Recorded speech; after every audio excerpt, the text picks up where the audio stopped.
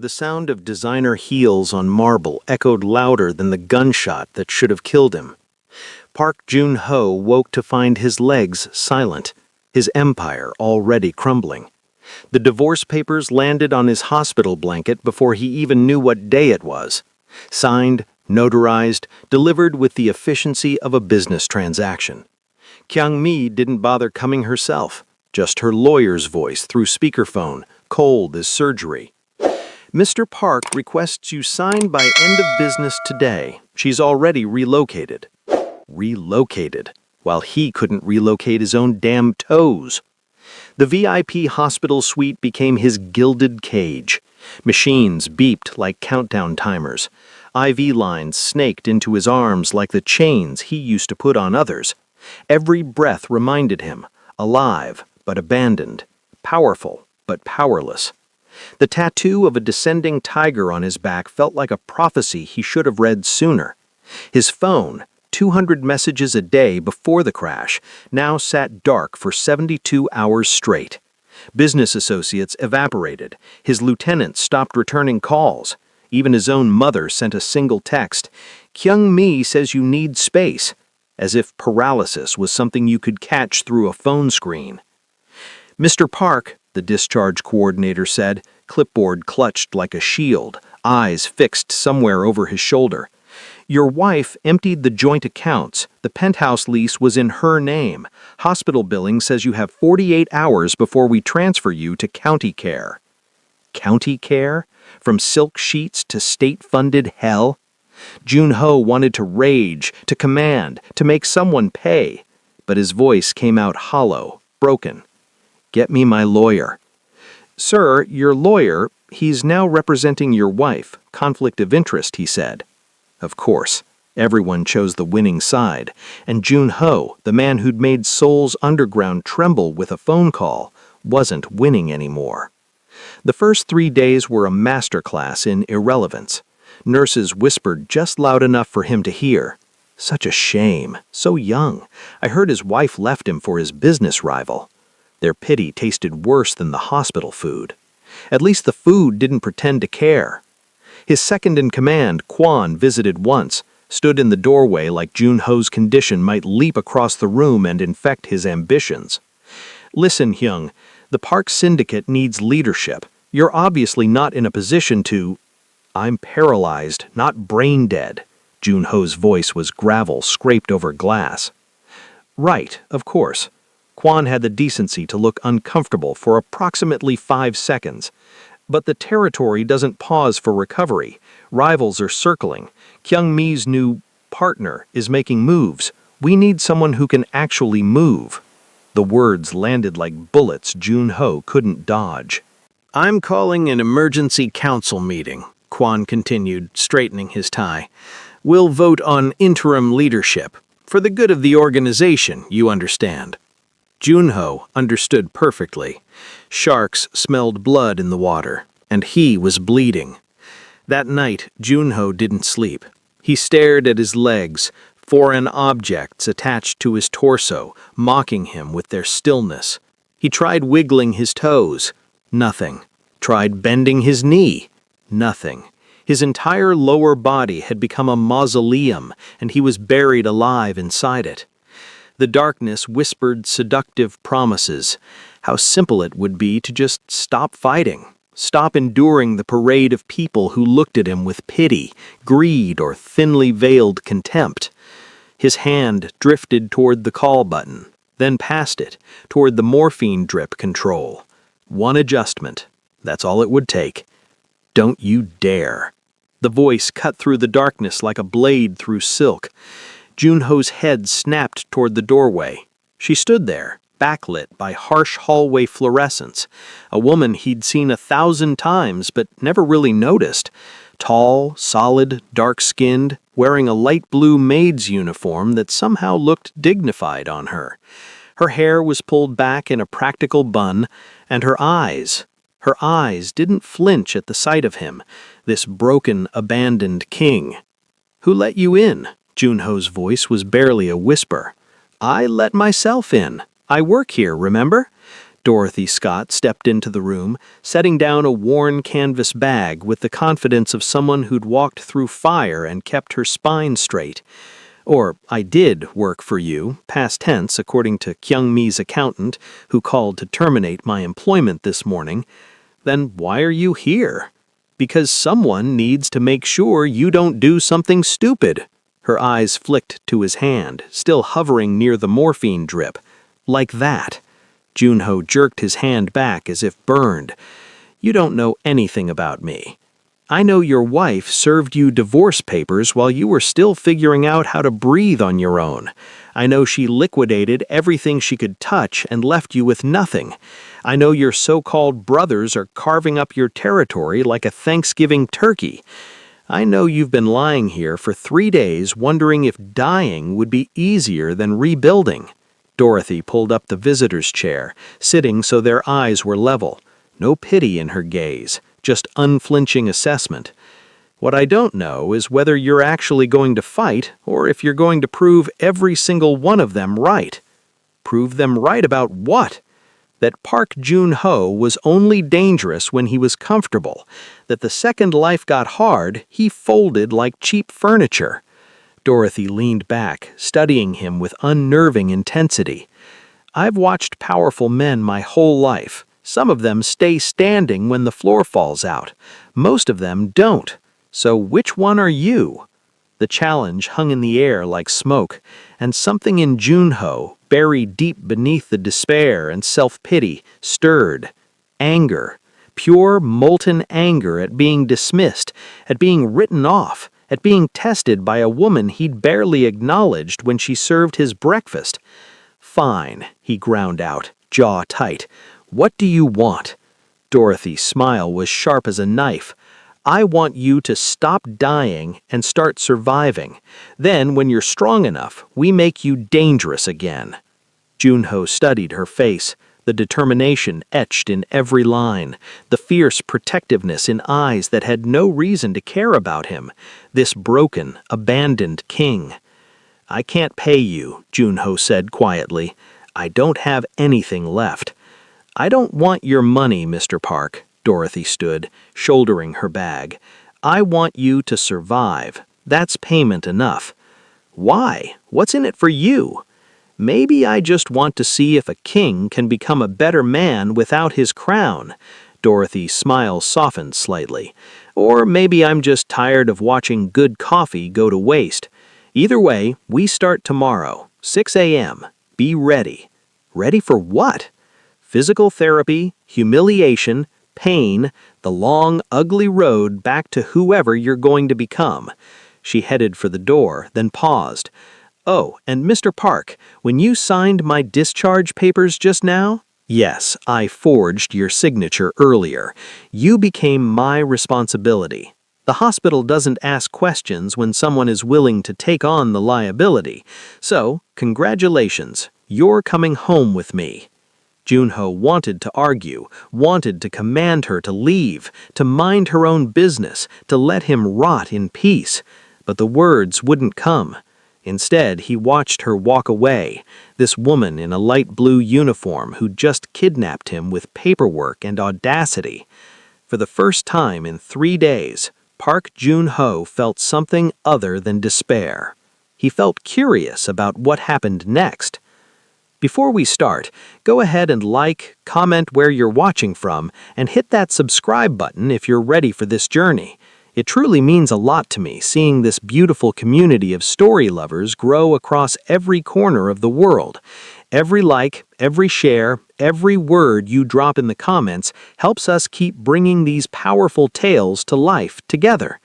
Now find your comfortable spot, take a deep breath, and let me take you into a world where loyalty is tested, power is redefined, and love emerges from the unlikeliest of places. The first thing Park Jun-ho noticed when consciousness dragged him back was the silence. Not peaceful silence, the kind that pressed against your eardrums like water at depth. No phones ringing, no subordinates hovering, just the steady beep of machines and the antiseptic smell of a place where people came to either heal or give up. His eyes opened to blinding white, hospital ceiling tiles. Expensive ones, he noted distantly, the kind you paid extra for in VIP wings. His mouth tasted like copper and regret. "Mr. Park," a doctor's voice, carefully neutral, "can you hear me?" Jun-ho tried to nod. His neck cooperated. Small victory. "What happened?" "You were in a car accident. Your vehicle went off Gangnam Bridge 3 nights ago. You're lucky to be alive." The doctor moved closer, and Jun-ho caught the slight hesitation in his movements, the way medical professionals looked when the news wasn't good. "However, you sustained significant spinal trauma. We performed emergency surgery, but the damage to your T12 and L1 vertebrae was extensive." "Meaning?" Jun-ho's voice came out rougher than he intended. "Meaning your legs don't work anymore." The doctor pulled up a chair, and Jun-ho hated him for the practiced sympathy in his eyes. "You have complete motor function loss from the waist down. We'll need to run more tests to determine if there's any sensation remaining, but as of right now, you're paraplegic." The word hung in the air like a death sentence. Paraplegic. Jun-ho stared at his legs under the hospital blanket. They looked the same, but they'd become traitors. Foreign object. Someone else's limbs attached to his body by a cruel cosmic joke. "How long until I walk again?" The question came out automatically. Denial's first line of defense. The doctor's pause said everything. "Mr. Park, you need to understand. How long? The likelihood of recovery is minimal. With extensive physical therapy, you might regain some sensation, but walking..." The doctor shook his head slowly. "I'm sorry. The damage was too severe."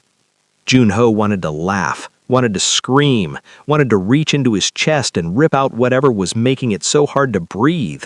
Instead, he lay there, staring at legs that would never carry him again, and felt the first crack in the armor he'd spent a lifetime building. "I need my phone," he said finally. "I need to make calls." "Of course, I'll have the nurse..." The door opened. Jun-ho's head turned, expecting a nurse, expecting one of his men, expecting literally anyone other than who walked in. Kyung-mi looked perfect. She always did. Hair styled in soft waves, makeup flawless, wearing the cream-colored dress that probably cost more than most people made in a month, but it was her expression that stopped Jun-ho's heart. Bored indifference, like she was here to sign for a package, not visit her husband in the hospital. Kyung-mi! Relief flooded through him despite everything. She'd come. His wife had come. Thank God. "I need you to..." "Sign these." She pulled a manila folder from her designer bag, extracted a stack of papers, and dropped them onto his legs. He felt nothing. The papers landed on his thighs like they were landing on a table. "Your lawyer says you need to initial every page and sign the last 3. Jun-ho stared at the documents, bold letters across the top. Petition for dissolution of marriage. What is this? "Divorce papers, Jun-ho. Don't be dense." Kyung-mi checked her watch, a Patek Philippe he'd bought her for their anniversary. "I have a lunch meeting in 40 minutes, so if you could just sign, that would be great." The doctor cleared his throat. "Perhaps this isn't the best time." "No, it's perfect timing, actually." Kyung-mi turned her cold gaze on Jun-ho. "See, the way I figure it, you're not going to be much use to anyone anymore. No walking means no running your little empire. No empire means no money. No money means, well, this. And I didn't sign up for this." Jun-ho's voice came out strangled. "I'm your husband. You were my husband when you had power, when you had influence, when being Mrs. Park meant something." She leaned down, and her perfume, the one he'd bought her from Paris, made him want to vomit. "Now you're just a burden, and I don't do burdens, darling. I told you that on our wedding night, remember? I'm here for the winning side, I said. You laughed, said you'd always be winning." She straightened, smoothing her dress. "Funny how things change." "Kyung-mi, wait!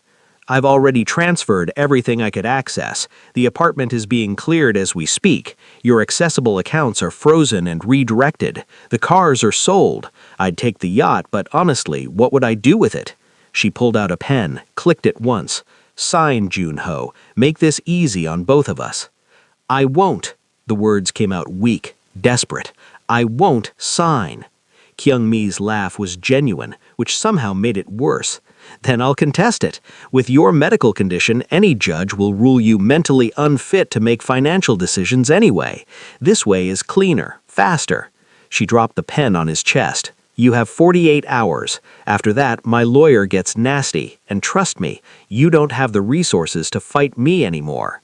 She walked toward the door, heels clicking that perfect rhythm of someone who'd never questioned where they were going.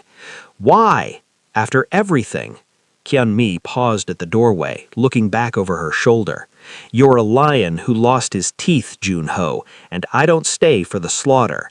Learn something from this. Loyalty is a luxury only the powerful can afford. The door closed behind her with a soft, final click. The doctor stood there, clearly uncomfortable, clearly wishing he was anywhere else. Mr. Park, I'll give you some time. Get out. Sir? Get out. The doctor fled.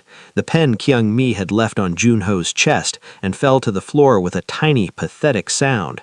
Park Jun-ho, the man who'd made Seoul's underground tremble, lay paralyzed in a hospital bed, staring at legs that would never carry him again, and felt the first crack in the armor he'd spent a lifetime building.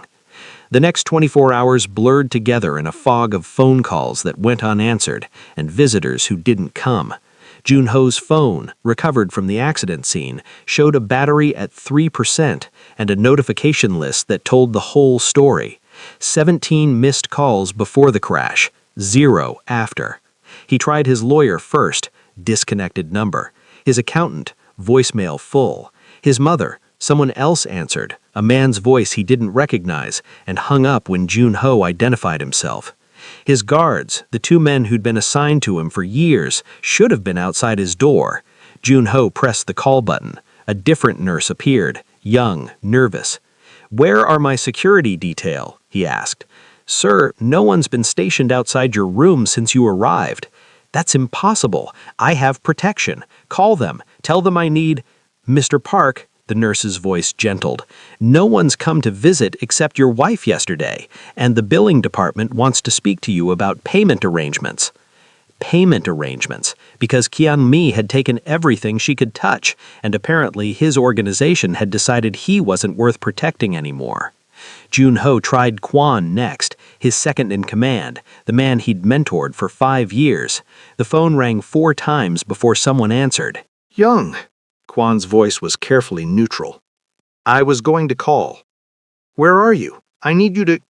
I can't come to the hospital. Things are complicated right now. Complicated how? A pause that stretched too long. The territory's unstable. Your accident created a power vacuum. We're handling it, but... Then get me out of here. Bring me home. I can coordinate from... Jun-ho. Kwon had never called him by his first name before. Never. You're not in a position to coordinate anything. The council met last night. We voted. Jun-ho's blood turned to ice. Voted on what? On who takes over operations while you're incapacitated. It was unanimous. I'm sorry, but you're out. You can't just... We already did. And honestly, Kyung-mi's new partner is offering better terms for territory sharing. The transition will be smoother if you just let it happen. Kwon's voice dropped. For what it's worth, I'm sorry about your legs, but business is business. You taught me that. The line went dead. Jun-ho stared at his phone until the screen went dark, and with it the last illusion that anyone was coming to save him. The Park Syndicate had moved on. His wife had moved on. The entire world had taken one look at his broken body and decided he was already dead. The next morning, the discharge coordinator appeared with a social worker in tow. Mr. Park, we need to discuss your next steps. The coordinator was a middle-aged woman with kind eyes that Jun-ho didn't trust. Your insurance will cover 1 more week here, but given your financial situation... What financial situation? The social worker cleared her throat. Sir, your bank accounts show a balance of, well, effectively 0. Your wife withdrew or transferred all accessible funds. Your property assets are either in her name or currently frozen pending legal proceedings. We've tried to contact your employer, but... I don't have an employer. I own... Junho stopped. Owned. Past tense. What are my options? There's a state rehabilitation facility in Uyeongbu. It's not as comfortable as here, but they have physical therapy programs and... A state facility. Junho's laugh was bitter. From VIP wings to charity cases. How fast the world turns. Mr. Park, there's no shame in... When do I transfer? Tomorrow morning, if you agree to... Fine, whatever. He turned his face toward the window, dismissing them. Just get it over with. They left, mumbling condolences he didn't hear. Junho stared at the Seoul skyline beyond his window, the city he'd once had in his pocket, now completely out of reach. He thought about the morphine drip, how easy it would be, how no one would even care. He was reaching for the control when the door opened again. Mr. Park, the orderlies are here for transfer prep. A nurse's voice, then stopping abruptly. Excuse me, you can't be in here. I work here, Dorothy Scott's voice, calm and immovable. Or I did until yesterday, same difference. Junho turned his head. Dorothy stood just inside the doorway, still wearing her light blue uniform, a worn canvas bag over her shoulder. Behind her, 2 orderlies with a gurney looked confused. Ma'am, we need to transport the patient. No. Dorothy pulled papers from her bag. Change of plans. Mr. Park is being discharged into my care. I've signed the liability waivers, the medical release forms, and the financial responsibility agreements. He's coming home with me. The coordinator who'd been there earlier pushed past the orderlies. Miss Scott, we discussed this. You can't just... I already did. Check with legal. Everything's filed. Dorothy's gaze finally moved to Junho, and there was something fierce in her eyes, something that didn't bend. Unless Mr. Park wants to go to the state facility instead. Junho should have said yes, should have told her to leave him alone, to let him rot in whatever budget hospital room the government assigned, should have held on to his pride. But he'd been alone for 3 days, abandoned by everyone who ever claimed to care, and this woman, this housekeeper he'd barely noticed, was standing between him and a transfer to a place where people went to give up. I don't understand. Why would you do this? Because someone has to. Dorothy turned back to the coordinator. We'll need his prescriptions, a copy of his medical records, and the physical therapy recommendations. I'll be back in 2 hours with transportation. Miss Scott, he needs specialized care. Then it's good that I'm a certified nursing assistant with 3 years of rehabilitation experience. Dorothy's smile was sharp. I did my homework. Did you? The coordinator looked at the orderlies, at Dorothy, at Junho. Mr. Park, do you consent to this arrangement? Every instinct screamed at him to refuse, to maintain some dignity, but dignity was a luxury he couldn't afford anymore. Yes, Junho said quietly. I consent. Dorothy nodded once, satisfied. Good. I'll be back soon. Try not to do anything stupid while I'm gone. She left before he could respond, and Junho was alone with the staff who were now scrambling to process paperwork they clearly never expected to file. For the first time since waking up paralyzed, Junho felt something other than despair. He didn't know what it was yet, couldn't name it, but it felt almost like hope. And hope, he was learning, was more dangerous than any weapon he'd ever carried. Dorothy's transportation turned out to be a modified van that had clearly seen better days. The driver, a middle-aged man with kind eyes and careful hands, helped transfer Junho from the wheelchair into the passenger seat while Dorothy supervised with the intensity of a general directing troops. Watch his back, support the lumbar region. Good. Now the legs. No, don't drop them. Guide them. Better. Junho endured the process with gritted teeth, hating every second of being moved like cargo, hating the weakness, hating that he needed help with basic tasks that children could manage. Where are we going? He asked once they were moving. My place in Sungbuk-dong. Dorothy was doing something with medical supplies in the back. It's not much, but it's clean and safe. 2 bedrooms, 1 bathroom, small kitchen. You'll have the main bedroom since it's on the ground floor. Sungbuk-dong? Jun-ho knew the neighborhood, lower middle class, nothing like the Gangnam penthouse he'd shared with Kyung-mi. How does a housekeeper afford Sungbuk Dong? Rent control and a landlord who values long-term tenants over profit margins. Plus, I've been there 11 years. It's home. The van wound through Seoul traffic, and Jun-ho watched the city pass by his window.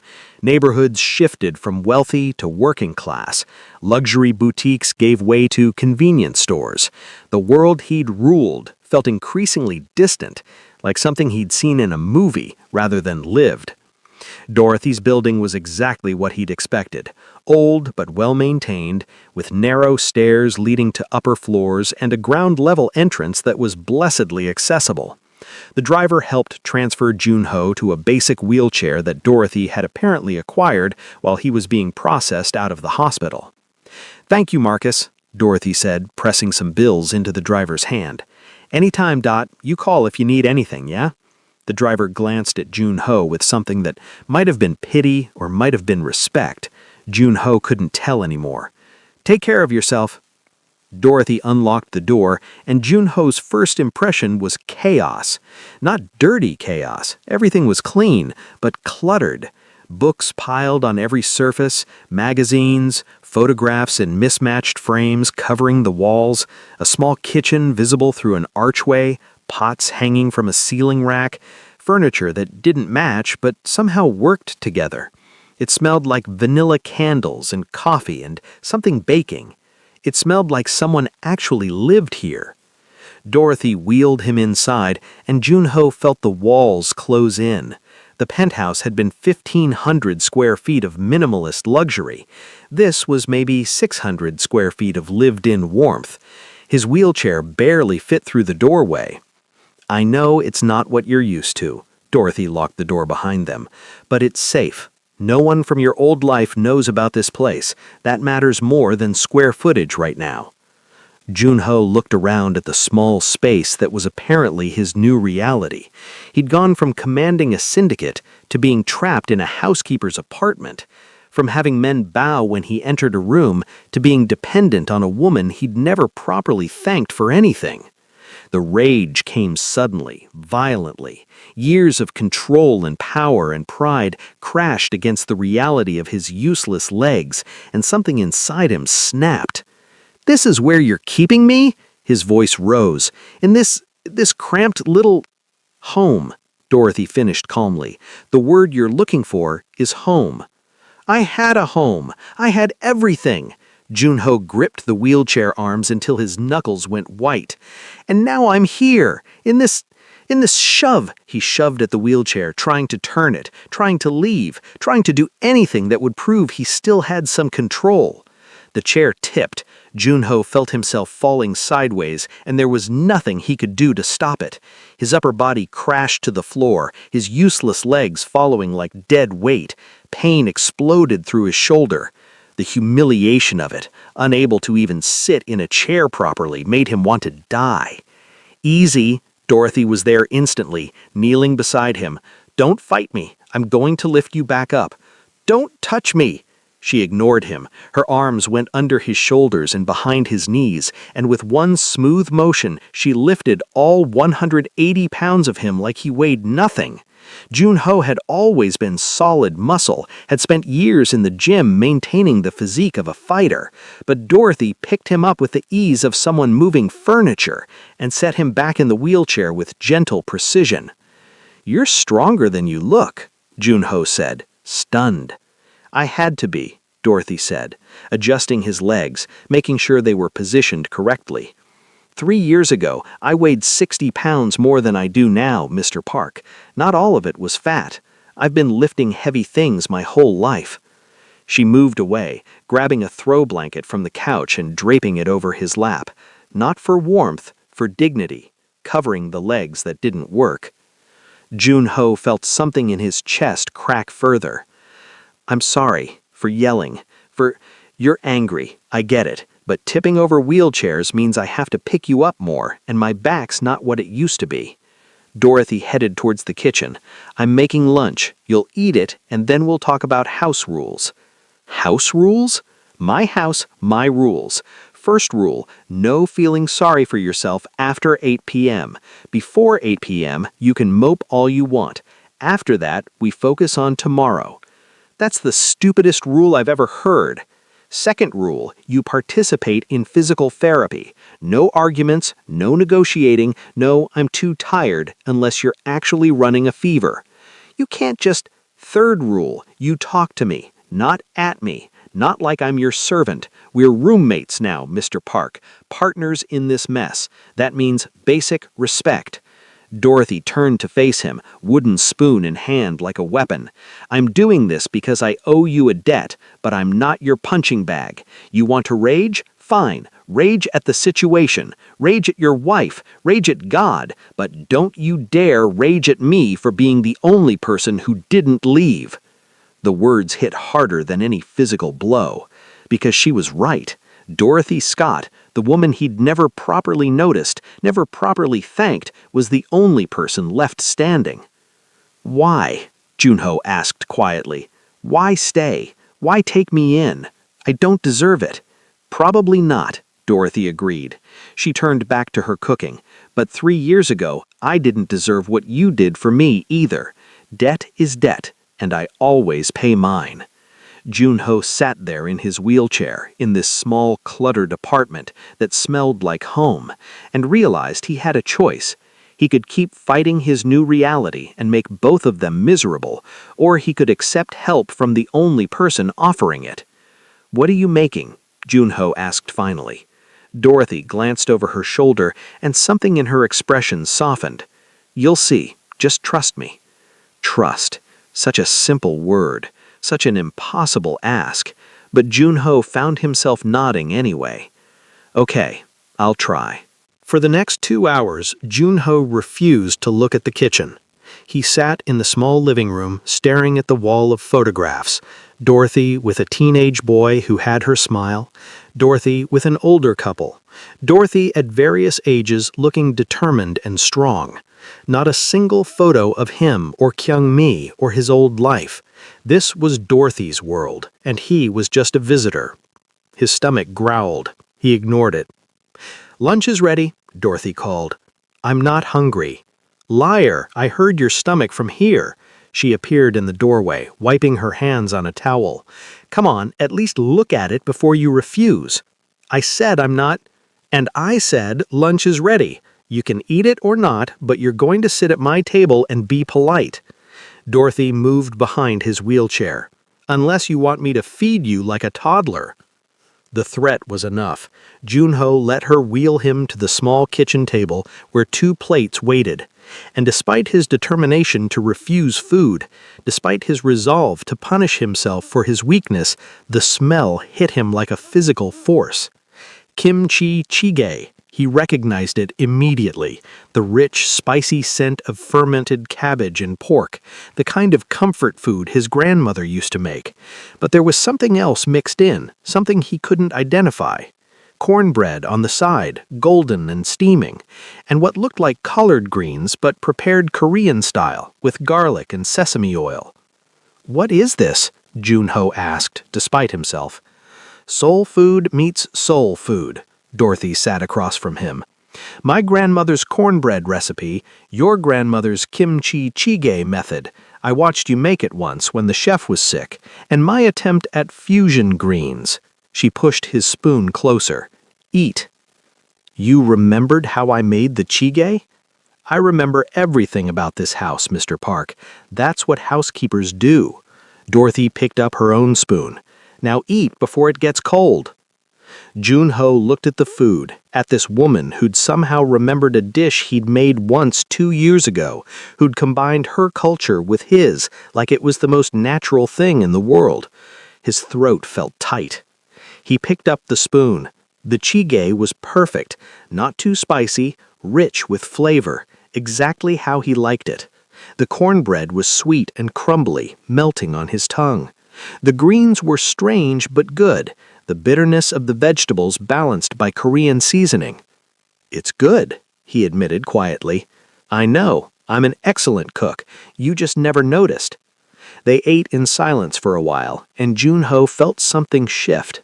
Not healed, not fixed, but maybe the tiniest bit less broken. "Dorothy," he said finally, "I don't remember. The coffee, the envelope you mentioned. I don't remember doing that." "I know. That's what made it mean something." She looked up from her plate. "You helped because you could, not because you wanted credit. That's the man I saw, Mr. Park. Not the crime boss, not the ruthless businessman. Just someone who saw another person hurting and decided to help." "That's not who I am." "Maybe it's not who you were," Dorothy corrected, "but it's who you could be, if you wanted to." Junho set down his spoon, his appetite suddenly gone. "I don't know how to be anyone other than what I was." "Then we'll figure it out together." Dorothy reached across the table, and after a moment's hesitation, squeezed his hand. "You aren't your legs, Mr. Park. You aren't your money or your power or your territory. You're just a man who got knocked down, and men can get back up." "I can't get up. That's the whole problem." "Then you do it different. You do it scared. You do it angry. You do it broken." Dorothy's grip tightened. "But you do it, because the alternative is giving up, and I didn't save your ungrateful ass just to watch you quit." Junho looked at their hands, his pale and scarred from years of fights, hers dark and strong from years of work, and felt the crack in his chest widen just enough to let something new inside. "Okay," he whispered. "Okay." The first 3 days in Dorothy's apartment followed a brutal routine. Wake at 6, physical therapy by 7, breakfast by 9, rest, lunch at 1, more therapy, dinner at 6, sleep at 10. Junho endured it with gritted teeth, every exercise a reminder of what he'd lost, every failed movement a fresh humiliation. Dorothy pushed him without mercy and caught him every time he fell. On the 4th day, Junho awoke to sunlight streaming through unfamiliar windows and the smell of coffee. For a moment he forgot where he was, forgot about the accident, reached for his phone to check messages from his organization. Then he tried to get out of bed and remembered. "Morning," Dorothy appeared in the doorway with coffee. "Sleep okay?" "Fine." Junho pulled himself upright using the bed rails Dorothy had installed. "What's the plan today?" "After breakfast, we're working on transfers, bed to chair, chair to couch, basic mobility." Dorothy handed him the coffee. "Then this afternoon, we're going through your finances." "What finances?" "Kyung-mi took everything." "She took everything she could access. But you didn't build an empire without having some emergency funds." Dorothy sat on the edge of the bed. "I'm thinking there are accounts she doesn't know about. Properties in other names, assets hidden for exactly this kind of situation." Junho studied her over his coffee cup. "You've thought about this." "I've thought about a lot of things, like how the Park Syndicate operated, how money moved, how you always had contingencies." Dorothy's smile was knowing. "You're ruthless, Mr. Park, but you're not stupid. So where's the emergency stash?" For the first time since the accident, Junho felt his mind start to work the way it used to. Strategic, calculating. And Dorothy was right. He'd always maintained hidden accounts, backup plans for backup plans. "There's a safe deposit box," he said slowly, "under a false name at Wuri Bank in Myeongdong, another account in Singapore, and property in Jeju, a house registered to a shell corporation Kyung-mi never knew about." "Good." Dorothy stood. "After therapy, we access what we can. You'll need resources if you're going to rebuild." "Rebuild?" Junho laughed bitterly. "I can't even walk." "Neither could I after my accident. Didn't stop me from learning to stand again." Dorothy moved to the window, looking out at the morning street. "You want revenge on your wife, on Kwon, on everyone who abandoned you? Then you need to become dangerous again, but different dangerous, smarter dangerous." "How?" "By making them think you're finished while you're actually getting stronger, by staying hidden until you're ready to move, by being patient." She turned back to face him. "You taught me something once without knowing it, Mr. Park. You showed me that helping someone costs nothing when you have everything. Now I'm teaching you something. Survival costs everything when you have nothing. Question is, are you willing to pay?" Junho set down his coffee cup. Every instinct screamed at him to move now, to strike back immediately. But looking at Dorothy, this woman who'd rebuilt her life from nothing, he realized she understood something he'd never had to learn: how to fight from the bottom. "Teach me," he said. They were going through the hidden accounts after lunch when the television in the living room caught Junho's attention. Dorothy had turned it on for background noise, some afternoon news program he normally wouldn't have noticed, but then he heard the name. The Park Syndicate has officially changed leadership. Mr. Kwon Jae-sung, previously second in command, announced this morning that he would be stepping down in favor of a merger with the Choi organization. In a surprising move, Kyung-mi Park, ex-wife of former leader Park Junho, appeared alongside Choi Min-woo to announce their engagement and joint control of the combined territories. Former leader Park Junho has not been available for comment, though sources say he remains hospitalized after the tragic accident that left him unable to continue his duties. Unable, like it was a choice, like he'd decided to step down rather than being thrown away like garbage. "Mr. Park," Dorothy's voice seemed to come from very far away. Junho stood, or tried to. His brain sent the signal, and for one furious moment, he forgot his legs didn't work anymore. He pushed against the armrests of the wheelchair, rage and adrenaline overriding everything. "I'll kill them," he said, his voice low and dangerous. "I'll kill them both. His arms gave out. Junho crashed back into the wheelchair, and the reality hit him like a second car crash.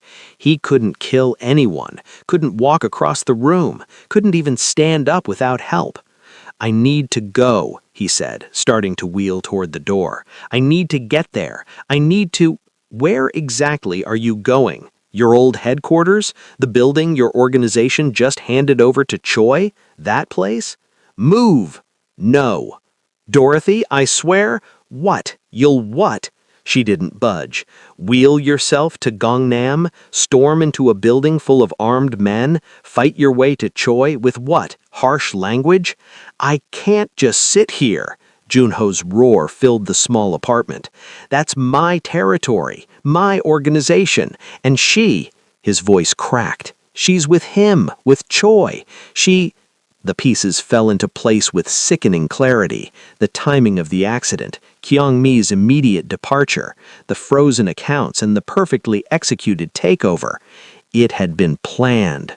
All of it. The car crash wasn't an accident at all. "She tried to kill me," Junho whispered. "Kyung-mi and Choi, they tried to kill me." "Yes," Dorothy said simply, "they probably did." Junho looked at her and something inside him shattered completely. All the pride, all the strength, all the carefully constructed armor he'd built over decades, it cracked and fell away, leaving nothing but raw, bleeding truth. He'd been betrayed by everyone, used by his wife, abandoned by his men, thrown away by the world he'd built, and now he couldn't even stand up to fight back. The sound that came out of him wasn't quite a sob, wasn't quite a scream. It was something primal and broken, the sound of a king realizing he was always just a man wearing a crown someone else could steal. Junho felt his face contort, felt tears he hadn't cried since childhood burning in his eyes. His hands went to his face, trying to hide, trying to maintain some last shred of dignity. "I can't," he gasped. "I can't even—" Dorothy's arms went around him, strong and steady and utterly without pity. She pulled him against her shoulder and held him while he broke apart, while every bit of control he'd maintained since waking up in that hospital bed finally gave way. "I know," she murmured, one hand moving to the back of his head. "I know. They took everything, everything." "Not everything." Dorothy's voice was quiet but firm. "They took your legs, your money, your territory, but they didn't take you. You're still here, still alive, still capable of thinking and planning and fighting back. How? Junho's voice was muffled against her shoulder.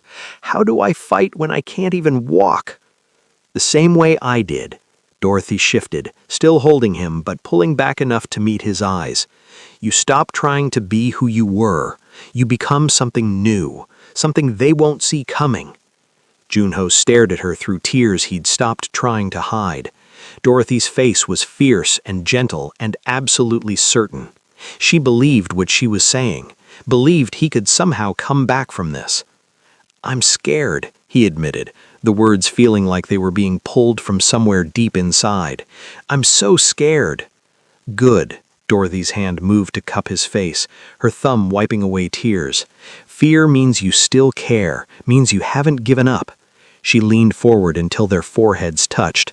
Now cry if you need to, rage if you need to, but tomorrow morning we start building something new, something your wife and Choi won't understand until it's too late. What if I can't? Then I'll carry you until you can. Dorothy's voice was absolutely steady. That's what family does, Mr. Park, and like it or not, you're my family now. Junho closed his eyes, let himself be held by this woman who'd saved him for reasons he still didn't fully understand, and felt something shift in his chest. Not hope exactly, not yet, but maybe the beginning of it, maybe the first fragile seed of belief that survival was possible. Okay, he whispered against her shoulder. Okay. Dorothy held him a moment longer, then pulled back, her hands still on his shoulders. Good. Now here's what we're going to do. First, you're going to wash your face. Then we're going to have dinner. Something simple. I'm not cooking elaborate tonight. Then you're going to sleep. Tomorrow, we start planning. Planning what? Your comeback. Dorothy's smile was sharp and fierce. They think you're finished, Mr. Park. Dead or broken, doesn't matter which to them. That's their mistake, because while they're celebrating their victory and getting comfortable in your chair, you're going to be down here getting stronger, smarter, more dangerous than you ever were before. Junho felt something ignite in his chest. The anger was still there, but now it had direction, purpose. How long? As long as it takes. Dorothy stood, moving back to give him space. Could be months, could be a year, but when you're ready, when you're truly ready, they won't see you coming until it's too late. Junho wiped his face with the back of his hand, feeling the tear tracks on his cheeks, feeling the rawness in his throat from crying. A week ago, he would have killed anyone who saw him like this. Now, with Dorothy looking at him without pity or judgment, only fierce determination, he felt something he hadn't felt since waking up in that hospital bed. He felt like maybe, just maybe, Park Jun-ho wasn't finished after all. Tomorrow, then, he said, his voice rough but steady. Tomorrow we start. Tomorrow, Dorothy agreed, but tonight you rest. You've earned it. She wheeled him toward the bathroom, and Junho let her, too exhausted to fight, too raw to pretend he didn't need the help. As she helped him with the basics of evening care, another humiliation he was learning to endure, he found himself thinking about Kyung-mi's face on that television screen, about Choi's smug smile, about Kwan's betrayal. They thought he was done, thought a broken spine meant a broken man. They were wrong. And Park Jun-ho was going to spend every single day proving just how wrong they were. The next morning started before dawn. Junho woke to Dorothy's hand on his shoulder and the smell of coffee that was too strong to ignore. Up, she said simply. We have work to do. What time is it? 5:30. Physical therapy starts at 6, but first we talk business. Dorothy handed him the coffee and pulled up a chair beside the bed. You said you'd teach me about your finances, about how money moves in your world. I'm ready to learn. Junho sat up slowly, accepting the coffee. His mind was clearer than it had been in days, the fog of despair burned away by yesterday's breakdown. Why do you need to know? Because you can't access most of your accounts right now. You show up at a bank, someone recognizes you, word gets back to Choi and Kyung-mi. But me, Dorothy smiled. "I'm nobody, just a housekeeper with power of attorney for her disabled patient. I can move through your world invisible." "Power of attorney?" "You signed it when you were half sedative in the hospital. Don't worry, it's legitimate. I had a lawyer friend draw it up properly." She pulled out a folder. "Now teach me. Show me how to find what Kyung-mi couldn't steal." Junho studied her face, determined, focused, absolutely certain. She believed what she was saying, believed he could somehow come back from this. "This isn't just about money, is it?" "No, it's about giving you weapons, resources, options." Dorothy opened the folder, revealing financial documents she somehow obtained. "Kyung-mi thinks she's cleaned you out. Let's prove her wrong." Over the next hour, Junho walked Dorothy through the labyrinth of his hidden assets, the shell corporations, the overseas accounts, the properties registered under false names, the safe deposit boxes scattered across 3 countries. She listened with the intensity of a student taking an exam, asking sharp questions, taking meticulous notes. "How much total?" she asked finally. "If we can access everything, maybe $8 million. Some cash, some property, some investments." Junho set down his coffee. "Not what I had, but enough. Enough to rebuild. Enough to make them nervous." Dorothy closed the folder. "We'll start with the local accounts, work our way up to the international ones, but carefully. One wrong move and they'll know you're still playing." "We're doing this together," Junho said. It wasn't a question. "Yes. You teach me about money, I teach you about survival." Dorothy stood. "That's the deal. You want revenge? You want your empire back? Then you do the therapy. All of it. No complaints, no giving up. You push through the pain until your body remembers how to fight." Junho looked at her extended hand, calloused and strong and absolutely steady. This was a deal with terms he couldn't negotiate. Total commitment in exchange for total commitment. He took her hand. "Deal." "Good." Dorothy's grip was firm. "Now let's see if you can transfer from bed to wheelchair without my help. We've got a long day ahead." The therapy was brutal. Dorothy had set up a small gym area in the spare bedroom, resistance bands, therapy table, weights, exercise equipment that looked medieval. She pushed Junho through exercises that left him gasping and sweating, his upper body screaming in protest. "Again," she said as he struggled through another set of wheelchair transfers. "I can't." "You can. Again." Junho wanted to hate her for it, wanted to tell her to back off, to give him a break. But every time he looked at her face, he saw the same determination she'd shown when lifting him off the floor. She wasn't being cruel, she was being honest about what rebuilding required. "Why are you so good at this?" he asked during a water break. "Because I had to be." Dorothy was checking something on her phone, probably his financial records. "After my accident, I had 2 choices, give up or get mean about recovery. I chose mean." She looked up. "You're choosing mean too. You just don't know it yet." In the afternoons, their roles reversed. Junho taught Dorothy to read financial statements, to spot hidden transactions, to think like someone hiding money from the government and their spouse. She was a quick study, her mind sharp and analytical in ways he hadn't expected. "Kyung-mi transferred $2 million to this account in the Caymans," Dorothy said on the 3rd day, pointing at her laptop screen, "but she left a trail, sloppy." She was in a hurry, probably thought I'd die in the hospital. Junho leaned closer, studying the numbers. "Can you trace where it went from there?" "Give me a day." Dorothy's fingers flew across the keyboard. "I've got a friend who used to work in forensic accounting, owes me a favor." "You have a lot of friends who owe you favors." "I'm very good at helping people," Dorothy smiled without looking away from the screen, "and very good at remembering when I need help back." By the end of the first week, they'd recovered access to 3 accounts totaling $1.2 million. Not enough to wage war, but enough to start moving pieces into place. Junho began making calls from a burner phone, careful, coded conversations with the few contacts who had completely abandoned him. "You're building something," Dorothy observed one evening as she prepared dinner. "I can see it in how you talk, how you plan. Reputations can be rebuilt, especially when people think you're finished. They get comfortable, make mistakes. And you'll be there when they do." We'll be there. Junho watched her cook, another fusion dish, Korean-style jambalaya tonight. You're part of this now, Dorothy, whether you wanted to be or not. I chose this. She stirred the pot, not turning around. The moment I signed those discharge papers, I chose. No regrets. Junho felt something warm settle in his chest, something that felt dangerously close to gratitude, to affection. He pushed it down, focusing on the practical aspects of their arrangement. Emotions were liabilities. He'd learned that the hard way.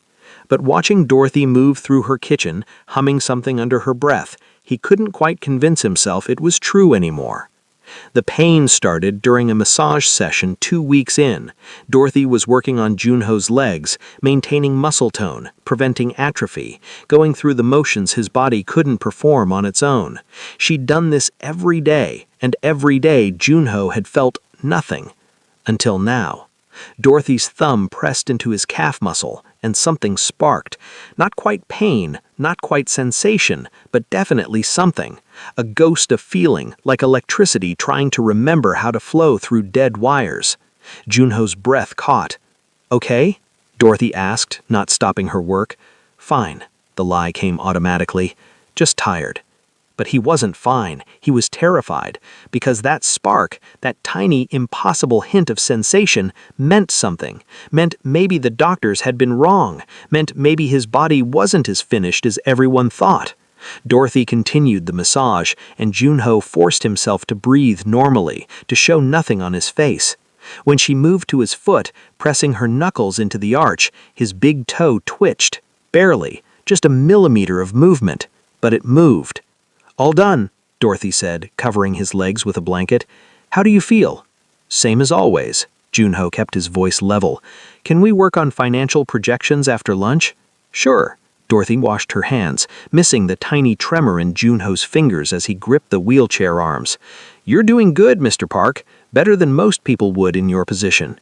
She left to start lunch, and Junho stared at his legs under the blanket. His heart was racing, adrenaline flooding his system. He tried to wiggle his toe again. Nothing. Tried to flex his calf. Nothing. But the ghost of that sensation remained, haunting him with possibility. He couldn't tell Dorothy, couldn't tell anyone, because hope was dangerous, and if he was wrong, if his body was just playing tricks on him, the disappointment might actually kill him. But if he was right, Junho's mind started spinning in new directions, new plans forming, because if his legs were coming back, even partially, that changed everything, the timeline, the strategy, the very nature of what revenge could look like. Lunch is ready, Dorothy called from the kitchen. Junho wheeled himself to the table, and for the first time since the accident, he smiled, a real smile, not bitter, not forced, a smile that came from somewhere deep and calculating and absolutely ruthless. Dorothy noticed. What are you thinking about? Just grateful for the therapy, Junho said smoothly. You're right, I am getting stronger. Told you. Dorothy served the food, her grandmother's gumbo with Korean rice cakes. Stick with the program and you'll be surprised what the body can do. Junho ate his lunch and said nothing more, but in his mind he was already recalculating, already planning for a future where Park Junho didn't stay in a wheelchair forever. The next 2 weeks brought more sensations, a tingle in his ankle during morning therapy, a brief flash of feeling when Dorothy worked on his thigh muscles. Junho documented everything privately, keeping notes hidden in a burner phone Dorothy didn't know about. He tested his legs when she was out shopping, trying to move them, trying to feel them. Progress was microscopic. Some days there was nothing. Other days a toe would twitch or a muscle would spasm, but it was there, real, not imagination. His demeanor changed. The angry outbursts stopped. The depression lifted, replaced by cold calculation. He worked harder in therapy without complaint, pushing his upper body to compensate for legs that might eventually work again. He dove deeper into the financial recovery, tracking Kyung-mi's money with the focus of a hunter tracking prey. Dorothy noticed. You're different, she said one evening. Calmer, more focused. I'm accepting my situation, Junho lied smoothly, learning to work within limitations instead of fighting them. Good, Dorothy smiled, pleased. "That's the healthiest thing I've heard you say since we started." Junho smiled back and hated lying to her, but this was too important, too fragile.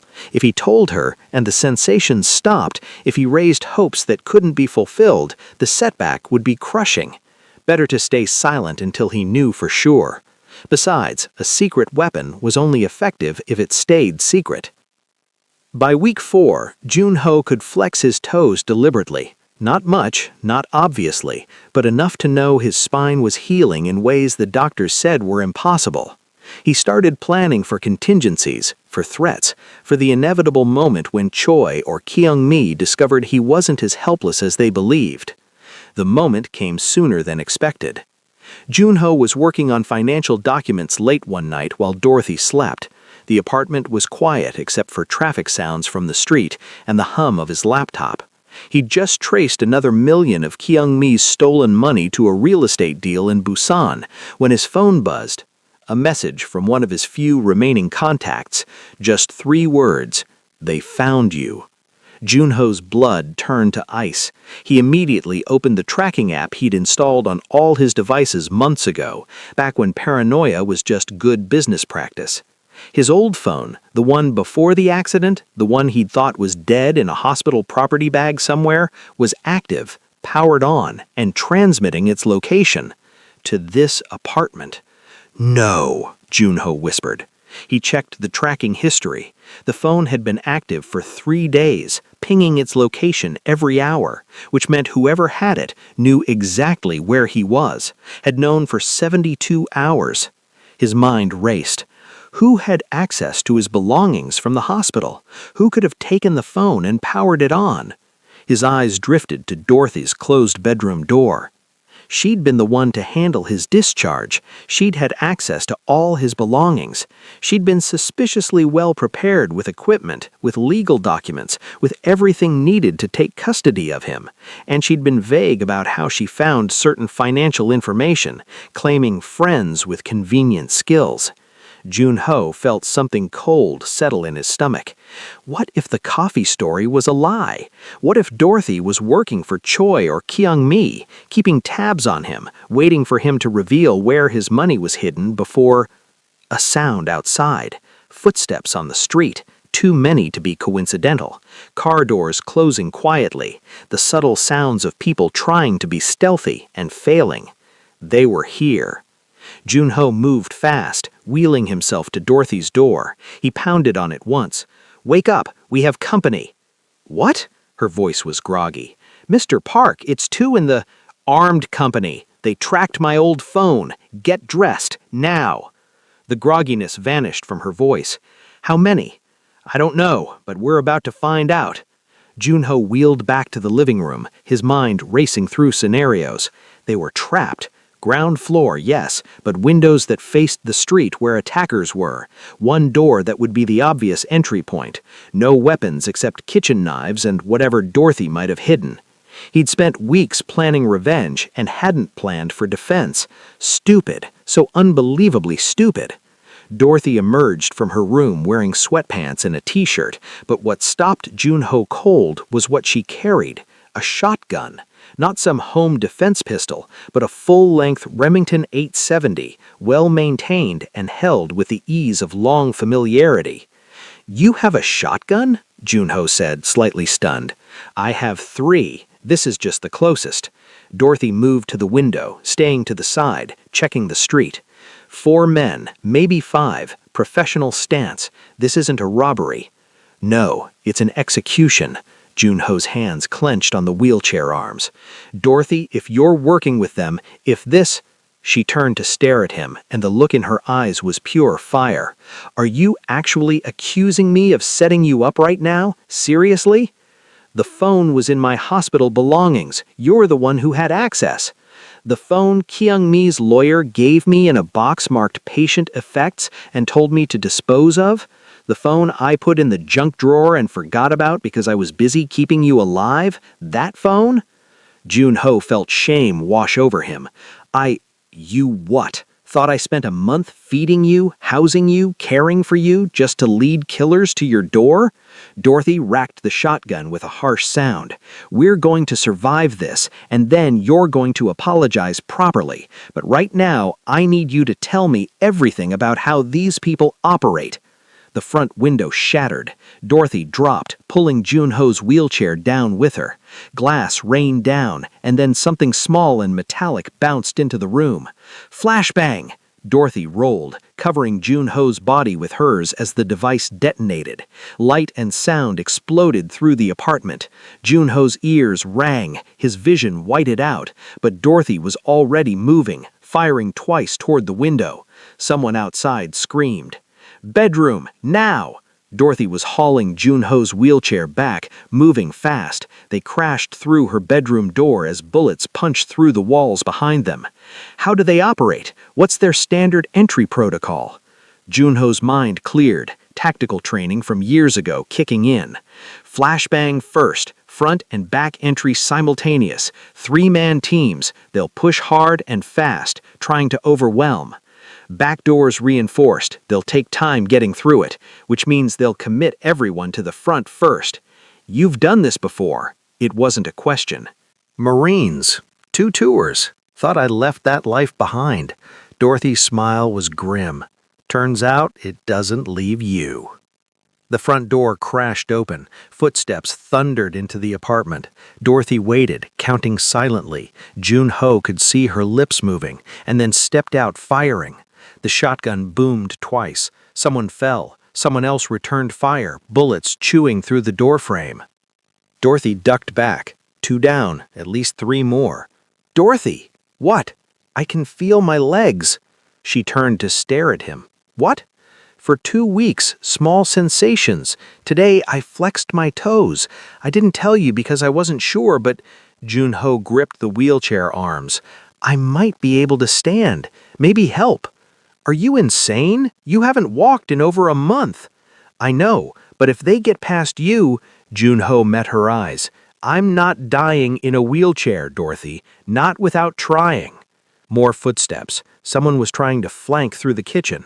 Dorothy swore and fired through the bedroom wall, trusting Junho's knowledge of her apartment layout. A man screamed and something heavy crashed to the floor. 3 down, Dorothy muttered, reloading. Maybe 2 left. Then the back door exploded inward, not unlocked, blown off its hinges. The reinforcement hadn't mattered against shaped charges. Men poured through and Dorothy spun, firing, but there were too many angles now, too many attackers. A man appeared in the bedroom doorway. Dorothy's shotgun was pointed the wrong direction. The man raised his pistol, aiming at her head. Junho moved. He didn't think, didn't calculate, just pushed against the wheelchair arms with every ounce of upper body strength he'd built over 4 weeks of brutal therapy. His legs, those traitorous, unreliable legs, somehow responded. He stood, actually stood, wobbling and shaking, but vertical. The man with the gun hesitated, shocked. That second of hesitation cost him. Junho grabbed the cane Dorothy kept by the bed, a solid oak piece she'd bought for future use, and swung it like a bat. The cane connected with the gunman's wrist, sending the pistol flying. The man stumbled back, and Junho followed, swinging again, hitting the man's knee. The man went down. Pain exploded through Junho's legs. His spine felt like it was tearing apart, but he stayed standing, cane raised, blocking the doorway. Dorothy didn't waste the opening. She finished reloading and fired at the men pushing through the destroyed back door. One dropped, another retreated. She moved to Junho's side, and together they held the bedroom doorway, him with the cane, her with the shotgun, both of them shaking but refusing to fall. "Police are coming!" someone shouted from outside. "Abort! Abort!" The remaining attackers fled, footsteps running, car engines starting. Within seconds, the only sounds were sirens in the distance and Dorothy's harsh breathing. Junho's legs gave out. He crashed to the floor, pain so intense he couldn't breathe, couldn't think, but Dorothy was there, catching him, lowering him carefully. "You stood," she said, and there were tears in her eyes. "You actually stood." "I'm sorry," Junho gasped, "for accusing you, for not trusting." "Shut up. Dorothy pressed her forehead to his. "You're an idiot, but you're my idiot, and you just saved my life." Junho wanted to laugh, but it came out as more of a sob. "We make a good team." "Yeah," Dorothy held him while sirens got louder. "We really do." The police came and went, buying the story of a home invasion gone wrong. Dorothy's military record and registered weapons made their self-defense claim airtight. The bodies were removed, statements taken. By dawn, they were alone in Dorothy's destroyed apartment, surrounded by bullet holes and broken glass. "We can't stay here," Dorothy said, surveying the damage. "No." Junho was back in his wheelchair, legs burning with phantom pain, but feeling gloriously, impossibly alive. "I have a safe house. The property in Jeju I mentioned, we should have gone there from the start." "Can you walk?" The question hung between them. "Or was that a one-time thing?" "I don't know." Junho looked at his legs. "It hurt like hell, might have done more damage. But Dorothy," he met her eyes, "I felt them. And even if I can't walk far, even if I need the chair most of the time, I can stand when it matters." "Then we work with that." Dorothy started gathering essentials. "We heal, we train, and we make them regret ever coming after you." Junho watched her move through the apartment, this woman who had saved him repeatedly, who had fought beside him without hesitation, who had never once looked at him with pity. Something shifted in his chest, something he'd been pushing down for weeks. "Dorothy?" "Yeah?" "The coffee story. Did you ever actually tell me about your son, or did I somehow overhear?" She stopped packing, turning to face him. "You asked what was wrong. I told you everything, cried all over your expensive kitchen for 10 minutes. You listened, nodded, and said, 'That's fixable.'" Dorothy smiled softly. 2 days later, the envelope appeared. You never mentioned it again. I don't think you even remembered doing it. "I remember now." And he did, the memory surfacing clear and sharp. A crying woman in his kitchen, a son dying, money that meant nothing to him but everything to her. "You said his name was Marcus, after the physical therapist who saved me." Dorothy crossed to him, kneeling so they were eye level. "So yes, Mr. Park, every word was true. You saved my son's life without thinking twice, and I promised myself that if you ever needed me, I'd be there. No questions, no conditions." Junho reached out slowly, giving her time to pull away. She didn't. His hand cupped her face, thumb tracing the strong line of her jaw. "I don't deserve you." "No, you don't." Dorothy's smile was gentle. "But I'm here anyway, because I don't love people for what they deserve. I love them for who they are." Love. The word hung in the air between them, heavy with meaning. Junho had spent his whole life believing love was weakness, a liability, something that got you killed or betrayed. But looking at Dorothy, this fierce, gentle, impossible woman who had fought for him, who had stood beside him, who had refused to leave even when he'd given her every reason to, Junho realized he'd been wrong about so many things. "I'm going to destroy them," he said softly. "Kyungmi, Choi, everyone who betrayed me. It won't be clean. It won't be pretty." "I know. You could walk away, take the money I've recovered, start fresh somewhere else. You've paid your debt, more than paid it." Dorothy's hand covered his, pressing it against her cheek. "I'm not here because of debt anymore, Junho. I'm here because I choose to be. And if you're going to war, I'm going with you, all the way." Junho felt something crack open in his chest, something that had been locked away for so long he'd forgotten it existed. Vulnerability, trust, the terrifying, exhilarating feeling of not being alone. "Then we do this together," he said. "Partners." "Partners," Dorothy agreed. "Now let's get you to Jeju before Choi realizes his hitmen failed." They left Seoul before noon, taking back roads and secondary routes. Junho made calls during the drive, activating resources he'd kept hidden, calling in favors from the few people who still owed him. By the time they reached the Jeju safe house, a modest but secure property overlooking the ocean, wheels were already in motion. "How long until you're ready?" Dorothy asked, helping him from the car to his wheelchair. Junho looked at his legs, felt the lingering burn of nerves remembering how to fire. Thought about standing in that doorway, pain screaming through his body, but his will stronger than the damage. 3 months, maybe 4. He looked up at her. I need to be able to walk without the cane, need to be strong enough to face them on my feet. Then that's how long we have. Dorothy wheeled him into the house. I'll push you, you push back, and when you're ready, we go to war. Junho spent the next 3 months in a focused fury of rehabilitation. Dorothy was merciless, pushing him through therapy sessions that left him gasping and sweating. But Junho pushed back harder, driven by rage and purpose and something else, the desire to stand beside Dorothy as an equal, not as someone she had to carry. His legs came back slowly, first sensation, then movement, then balance. He graduated from wheelchair to walker to cane, each step a victory carved from pain and determination. Dorothy was there for all of it, catching him when he fell, celebrating when he succeeded, never letting him quit. They also planned. Junho taught Dorothy everything about his organization, structure, territories, weaknesses. She helped him see things he'd missed, blind spots in his own empire. Together, they crafted a strategy that would hit Choi and Kyung-mi where it hurt most, their credibility, their money, their alliance. You're not just taking back your territory, Dorothy observed one evening as they reviewed documents, you're changing what it means. The old way was fear and violence. It worked, but it also made everyone an enemy waiting for their chance. Junho looked at the ocean beyond the window. Maybe there's a better way, more sustainable, less likely to end with me in a wheelchair again. Or dead. Or dead, Junho turned to her. You changed me, Dorothy.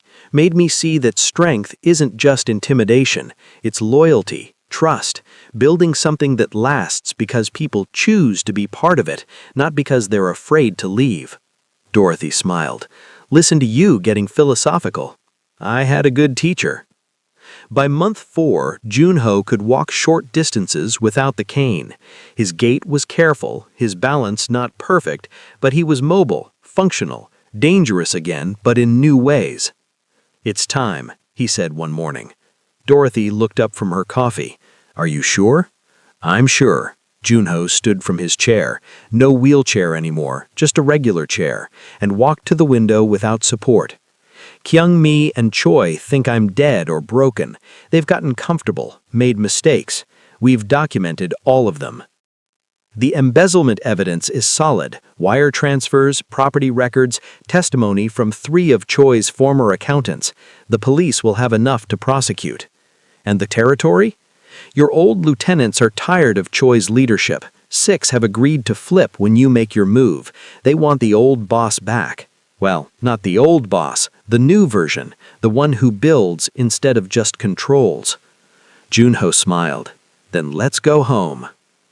They flew back to Seoul on a private charter, arriving after dark. Junho had arranged everything carefully, a new suit tailored to fit his slightly changed frame, a sleek black cane with a silver handle more for style than necessity, and documentation that would destroy Kyung-mi's carefully constructed lies. The Park Syndicate headquarters was exactly as he remembered, a luxury office building in Gangnam, top floor reserved for leadership. Junho walked through the lobby, Dorothy beside him in a sharp business suit that made her look every inch she'd become over the past months. The receptionist looked up, saw Junho, and went pale. Mr. Park? But we heard you were... Dead? Junho smiled. Not quite. Is Choi in? Yes, but... Good. We'll show ourselves up. Junho walked to the private elevator, Dorothy keeping pace. His legs ached, but he refused to show it. This entrance had to be perfect. The elevator opened on the executive floor. Junho walked down the corridor he once owned, hearing voices from the conference room. Choi's voice, Kyung-mi's laughter, the sound of people celebrating what they'd stolen. Junho didn't knock, just opened the conference room door and walked in like he'd never left. The room fell silent. Choi stood at the head of the table where Junho used to sit, mid-sentence, his mouth hanging open. Kyung-mi was beside him, wearing jewelry Junho had bought her, her face draining of color. "Gentlemen," Junho said calmly, "and Kyung-mi, I believe we have some business to discuss." Choi found his voice first. "You're supposed to be paralyzed?" "I was. Turns out the human spine is resilient when properly motivated. Rehabilitation's a bitch, but I'm a patient man." Kyung-mi stood abruptly. "You can't be here. Security!" "Won't be coming," Junho smiled. "See, your security team, half of them used to work for me. The other half are currently being arrested for the attempted murder charges related to a certain raid on an apartment in Sungbukdong. Funny thing about hiring criminals, they're not great at loyalty." Dorothy stepped forward, placing a folder on the conference table. "These are federal wire transfer records showing embezzlement of approximately $4.2 million from Park Syndicate accounts. Signed authorization by Kyung-mi Park. Also included property fraud, identity theft, and conspiracy to commit murder." Those are forgeries. Forensically verified, time-stamped, backed by testimony from your own lawyer who's currently cooperating with prosecutors in exchange for immunity. Would you like to call your attorney? Oh wait, he's the one who flipped. Choi moved toward the door. Junho's cane shot out, blocking his path. "Not yet, Minwoo. We're not finished."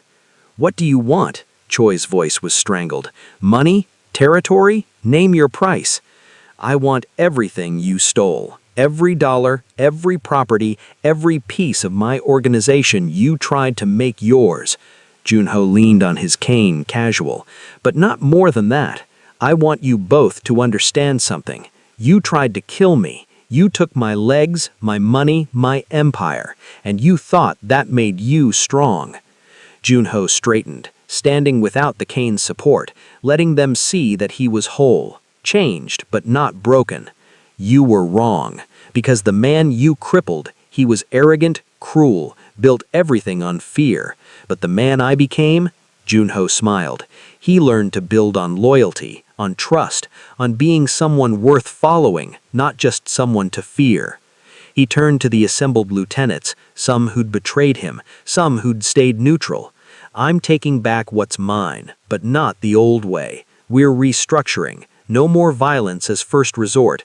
No more treating people as expendable. We're going legitimate where we can, ethical where we can't. And anyone who wants to be part of that, you're welcome back."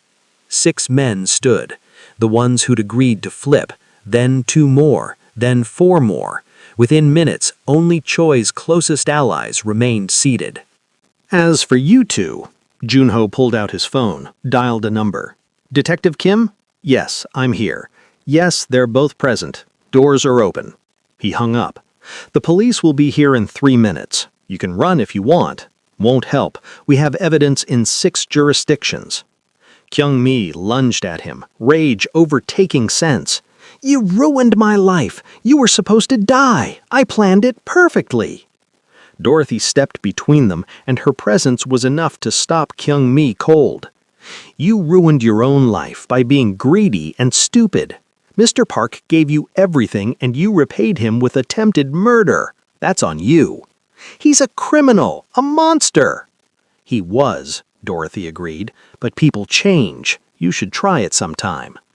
Sirens echoed from outside. Choi made one last desperate move toward the window, but Junho's cane tripped him easily. The man fell, and Junho stood over him. "I could kill you," Junho said softly. "Would have in my old life, but I'm trying something different now. So instead, I'm letting the justice system handle you. Novel concept, I know." Police flooded the building. Detective Kim, someone Junho had cooperated with, providing evidence on multiple cases, entered with handcuffs ready. "Park Junho, you've kept your end of our bargain." "Told you I would." Junho stepped back, letting the police take Choi and Kyung-mi. "The evidence is all yours. Everything documented, verified, ready for trial." Kyung-mi was screaming as they dragged her away, hurling threats and insults. Junho watched her go and felt nothing, no satisfaction, no anger, just relief that this chapter was finally closed. When the police cleared out, taking Choi's remaining allies with them, Junho turned to his remaining lieutenants. "Gentlemen, we have work to do. New structure, new rules, new goals. Anyone not on board? The door's open." No one moved toward the door. "Good." Junho walked to the head of the table, but before sitting, he gestured to Dorothy. "Before we begin, I want to introduce someone. This is Dorothy Scott. She's the reason I'm standing here, the reason I survived, the reason I'm offering you all a second chance instead of executing everyone who betrayed me." He met her eyes, and the warmth there gave him courage. "Dorothy Scott, she's my partner, equal voice in all decisions, equal stake in what we build, and if anyone has a problem with that, speak now." Silence. Then one of the older lieutenants, Sung, who'd been with Junho for a decade, stood and bowed to Dorothy. "Welcome, Ms. Scott. It's an honor." The others followed suit, and Dorothy handled it with the same grace she'd shown through everything. She bowed back, respectful but not subservient. "Thank you. I look forward to working with you all." Junho pulled the chair beside his own. Dorothy sat, and Junho finally took his seat at the head of the table. Back where he'd started, but everything had changed. He had changed. "Now," Junho said, leaning forward with his hands folded, "let's talk about the future." They worked until dawn, restructuring the organization, setting new policies, opening legitimate business channels. When the last lieutenant finally left, Junho and Dorothy remained in the conference room, exhausted but satisfied. "You did it," Dorothy said quietly. "Took back your empire." "We did it." Junho reached for her hand. "I could